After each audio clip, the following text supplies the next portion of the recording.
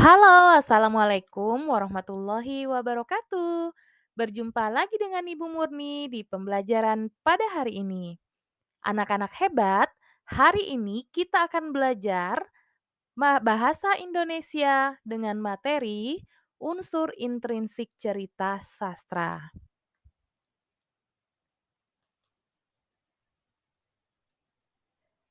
Pengertian unsur intrinsik adalah unsur pembangunan dari dalam cerpen dan tidak boleh dilewatkan dalam karya sastra.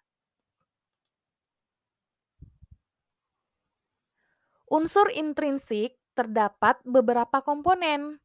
Yang pertama, ada tema, kemudian tokoh dan penokohan, yang ketiga latar, keempat alur, kelima sudut pandang, keenam amanat, dan yang terakhir ada gaya bahasa. Jadi anak-anak, komponen unsur intrinsik terdapat 7.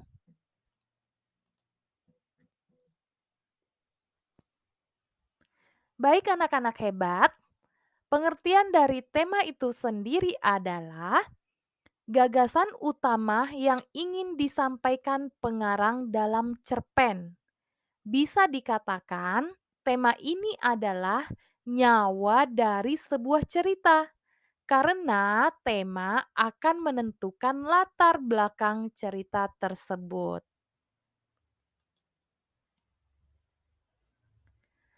Kemudian, selanjutnya, tokoh dan penokohan.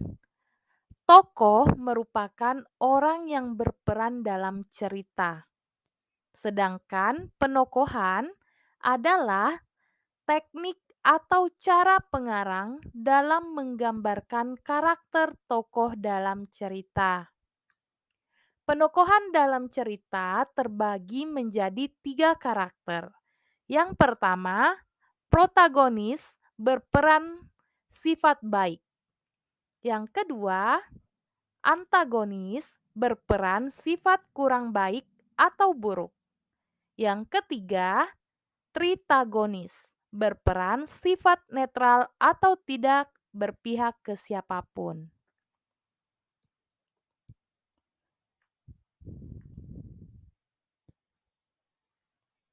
Selanjutnya, mengenai latar.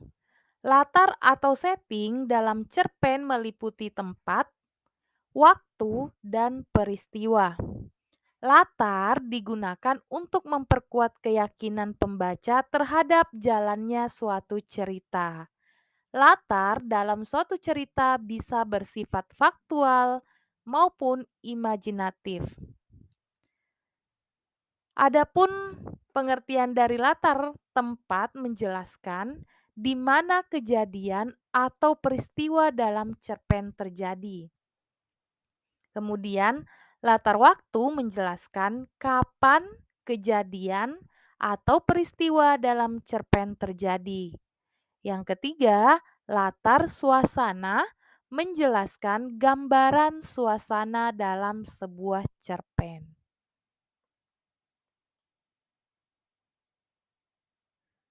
Selanjutnya, alur. Alur adalah rangkaian kronologi peristiwa dalam cerita pendek. Kemudian, alur dibedakan menjadi alur maju, alur mundur, dan alur campuran. Alur maju adalah cerpen dengan peristiwa yang disajikan secara kronologis atau sesuai dengan urutan waktu dari awal ke akhir.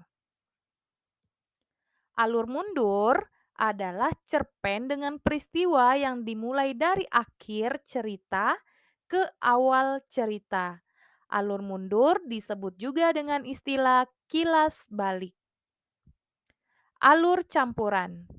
Alur campuran adalah alur cerpen yang merupakan gabungan antara alur maju dan alur mundur.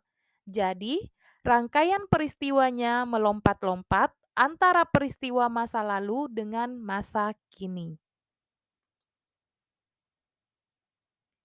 Selanjutnya, sudut pandang.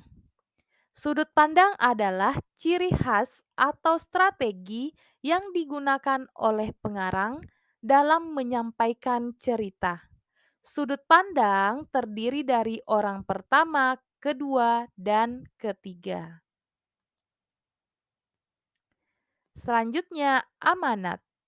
Amanat merupakan pesan moral yang ingin disampaikan oleh penulis kepada pembaca melalui cerpen.